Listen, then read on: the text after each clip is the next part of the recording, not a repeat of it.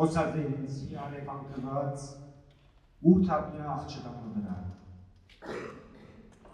Ու դեր զինքը դեր չէին նշանակածնցի կսկայի տյաներ։ Անխուսապելի օրեն անելաներ։ Այդ վշտակին ու ծավադան չաչկերու մեջ այնպիսի անպարմենելի պամգար, որ միշտ զիսպად ու երկչով կկարցներ և կխուսապեի թիմակրավելու այդ նորադեսակ դարաբանքին հայտնությանը։ Ինձի պատմած էին սակայն նոր պատմությունը։ Իր բոլոր դժնթակ մանրամասնություններով։ Արդյոք կարելի էր, ես չի գրնարում բրնել այդ հրեշությունը։ Այսօր մվերջապես իմ մոտս բերին այդ աղջիկը, ու ես շպոտված ու ամոթահար մնացի իր առջև։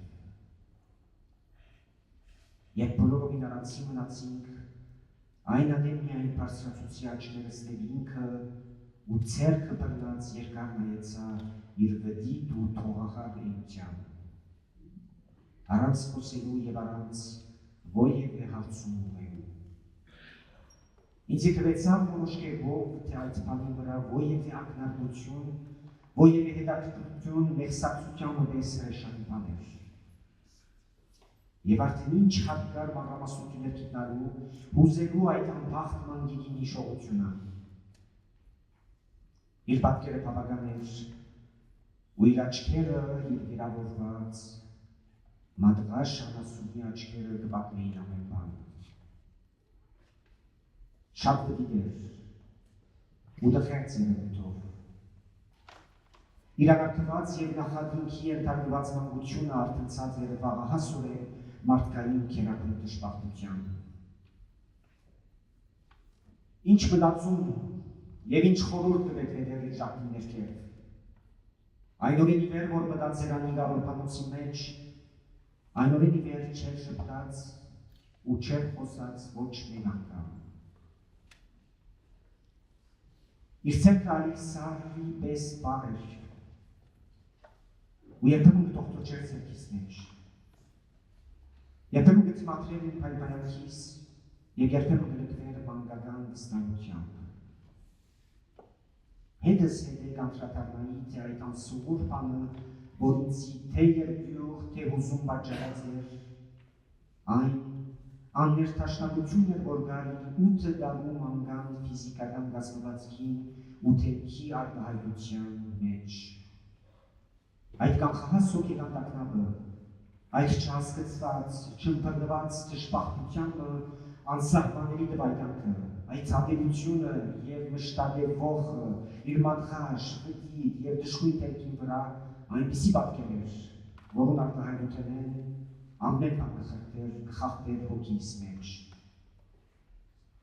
Ինքը ապահոված իմ լրութենես աչքերս է վերեց վրաս, ու իր ողբակին հոգի են թամ հաղորդակցության մեջ մտավ ինձի հետ։ Մեկին, իր մտին ու տանջված նայվածքը փողարկվեցավ հանդարտ դխրությունով, ու պիտերը շաբոնցի վեր վարած ու մոխիրով ծածկված ծածուփի կապտորակ ամույնությունը դգույնությունը ստացան։ Իր սուրուսերը բարձրացուցների վեր և հակարակ դութակի չորեքին սկսավ թողալ ամբողջ մարմնով։ Իր փոքրիկ գզակը կկապկապեր չարակուշակ աղմուկողը, ու իր նայվածքին հուզված մտածումիսկի հետևեր և կարծես ցորքն ու պիտերու մեջ դխրության կողին ներքևեն կբլբլար ու գերեբեջեր համացայն իմ վրդողունքիս վետվետումներում։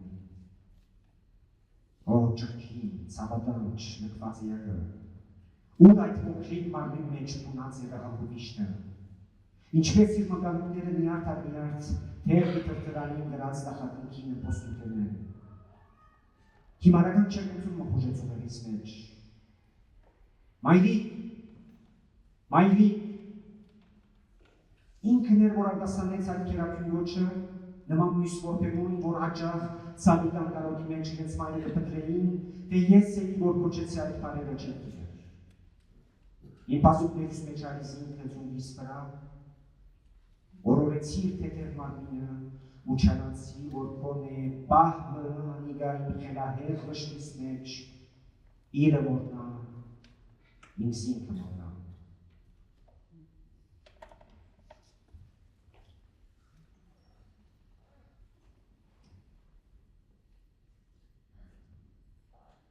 Dès le premier jour, on m'avait parlé d'une petite fille de 8 ans qui avait été enlevée. Bien qu'on ne m'eût pas encore désignée, je sentis que c'était elle. Ce devait être elle. Dans son regard tourmenté, il y avait quelque chose de si inconsolable que je n'osais pas affronter l'apparition de cette nouvelle souffrance. Je ne pouvais pas concevoir l'histoire horrible, monstrueuse de cet enfant que l'on m'avait pourtant raconté. Un jour enfin, on conduisit cette fillette auprès de moi et je me retrouvais face à elle, embarrassée et confuse.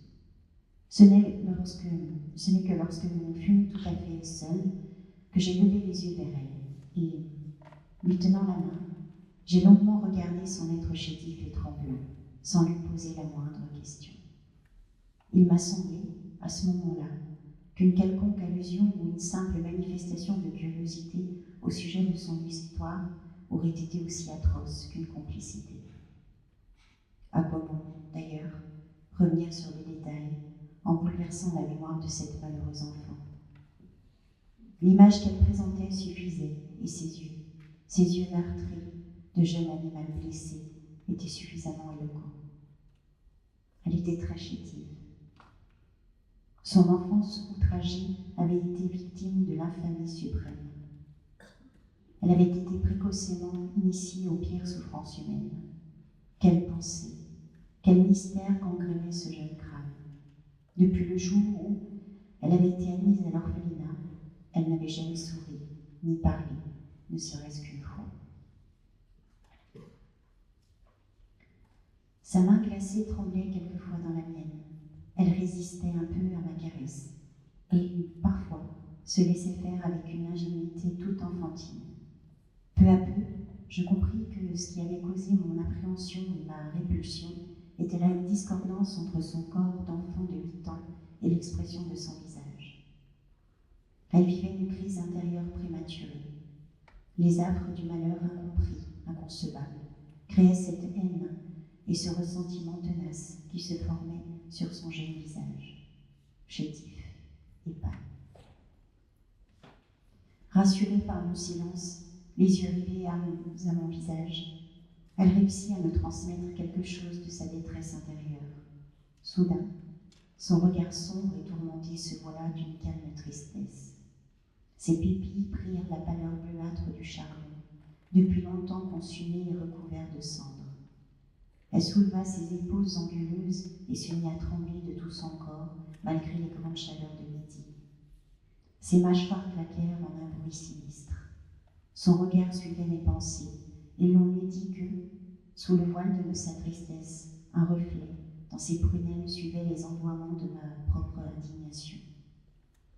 Oh, cet être frêle, torturé et abandonné. Comment une telle douleur pouvait-elle se nicher dans un corps si jeune? Ses nerfs et ses muscles vibraient encore de révolte. Une chaleur démente inonda mon cerveau. « Maman! Maman !»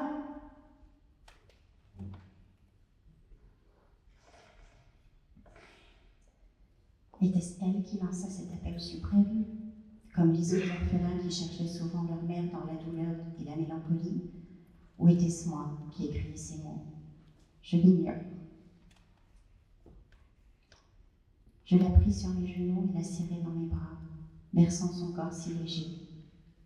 Je me suis efforcée de faire en sorte qu'elle oublie, ne serait-ce qu'un moment, sa douleur dans la mienne, qu'elle se laisse aller. İlk günlerde gözüne geçirmiş 8 yaşlarında bir kızdan bahsetmişlerdi. Hangi kız olduğunu henüz göstermemişlerdi ama o olduğunu hissediyordum. Şüphesiz o olmalıydı. O elem dolu, acılı gözlerde onulmaz bir şey vardı. Yeni oluşan bu farklı ıstırap haline karşı koymaktan kaçınıyordum. Aslında bana onun yaşadıklarını en korkunç ayrıntılarıyla anlatmışlardı. Acaba mümkün müydü? Ben böyle bir vahşeti idrak edemiyordum. Fakat bir gün nihayet o kızı yanıma getirdiler ve ben karşısında şaşkın ve hicap içinde öylece kala kaldım. Tamamen yalnız kaldığımızda ancak o zaman gözlerimi kaldırıp ona bakabildim ve ellerini tutup konuşmadan, soru sormadan uzun süre çelimsiz titrek varlığını seyrettim. Bana öyle geliyordu ki o konuda herhangi bir ima, bir soru, suça iştirak gibi haince bir şeydi. Zaten ayrıntıları bilmeye, talihsiz yavrunun acı hatıralarını depreştirmeye ne gerek vardı? Canlı resmi oradaydı ve o gözleri, o yaralı, körpecik ceylan gözleri her şeyi anlatıyordu.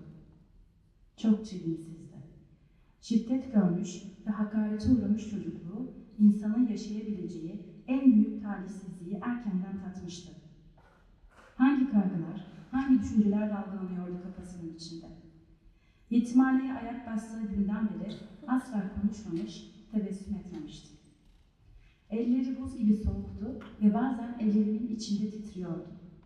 Gösterdiğim şefkate kah karşı koyuyor, kah çocukça bir güvenle kendini teslim ediyordu. Baştan beri bende hem ürküntü hem de hüzün uyandıran o sırabaşı şeyin ne olduğunu zaman geçtikçe anlamaya başladım. Bu, 8 yaşında bir çocuğun beden yapısı ile yüz ifadesinin birbiriyle uyumsuzluğuydu.